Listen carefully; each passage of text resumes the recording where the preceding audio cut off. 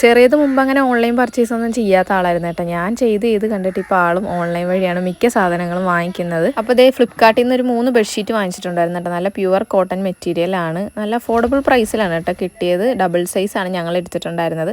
അപ്പോൾ ഇതേ നല്ല ഭംഗിയാണ് 3ഉം കാണാൻ വേണ്ടിയിട്ട്. എന്തായാലും ഇതിൻ്റെ ലിങ്ക് കിട്ടുവാണെങ്കിൽ ഞാൻ ലെഫ്റ്റ് സൈഡിൽ താഴെ ടാഗ് ചെയ്ത് കൊടുത്തേക്കാം. ചിലതിൻ്റെ ഒന്നും ലിങ്ക് കിട്ടാറില്ല.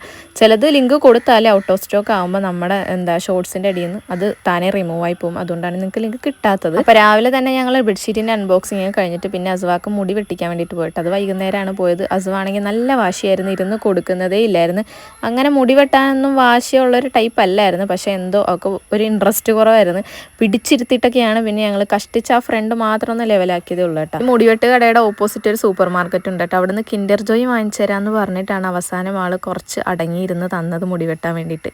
അങ്ങനെ മുടി വെട്ടി കഴിഞ്ഞിട്ട് കിൻഡർ ജോയ് വാങ്ങാൻ വേണ്ടിയിട്ട് ഞങ്ങൾ സൂപ്പർ മാർക്കറ്റിലോട്ട് പോയി. ഇതിൻ്റെ ഉള്ളിൽ കയറി കഴിഞ്ഞാൽ പിന്നെ എന്താ സംഭവിക്കാൻ പോകുന്നതെന്ന് ഞാൻ പറഞ്ഞു തരേണ്ട ആവശ്യമില്ലല്ലോ. ഓടി നടന്ന് അതും ഇതും ഒക്കെ പറക്കി എടുക്കുന്നുണ്ടായിരുന്നു. ഈ ആക്ഷനൊക്കെ കണ്ടില്ലേ, അത് അവർക്ക് ഇഷ്ടപ്പെട്ട സാധനങ്ങൾ കാണുമ്പോൾ ഉള്ള ആക്ഷനാണ്.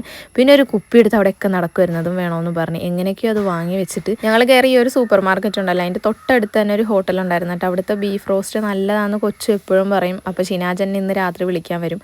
അപ്പോൾ ഷിനാജന് ബീഫ് ഭയങ്കര ഇഷ്ടമുള്ളതുകൊണ്ട് അവിടെ നിന്ന് ഞങ്ങളൊരു ചെറിയ പോഷൻ വാങ്ങിച്ച് അവിടെ നിന്ന് പിന്നെ നമ്മൾ നേരെ അളിയൻ്റെ ബ്രദറിൻ്റെ വീട്ടിലേക്കാണ് കേട്ടോ പോയത്. നമ്മൾ മുടി വെട്ടാൻ പോയ കടയുടെ അടുത്തായിട്ട് തന്നെയാണ്.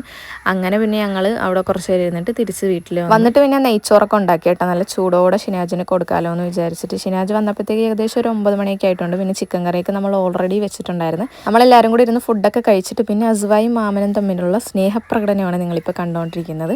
അങ്ങനെ കുറച്ച് നേരം കൂടി ഇരുന്നിട്ട് ഞങ്ങൾ പെട്ടെന്ന് തന്നെ ഇറങ്ങിയിട്ടുണ്ട്. കാരണം ഞങ്ങൾക്ക് മണ്ണാർക്കാട് വരെ എത്തേണ്ടല്ലോ. അപ്പോൾ ഒത്തിരി ലേറ്റ് ആവണ്ടെന്ന് വിചാരിച്ചു. അങ്ങനെ അതിൻ്റെ കെട്ടും കിടക്കൊക്കെ എടുത്തിട്ട് ഞാൻ വണ്ടിയിൽ വെക്കുന്നുണ്ട്.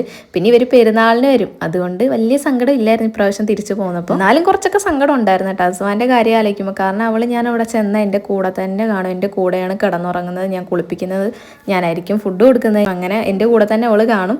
അതുകൊണ്ട് ആ ഒരു വിഷമം ഉണ്ടായിരുന്നു. എന്തായാലും ഞങ്ങൾ എല്ലാവരോടും ടാറ്റ ബൈ ബൈ ഒക്കെ പറഞ്ഞിട്ട് ഞങ്ങൾ നേരെ വീട്ടിലേക്ക് പോയി.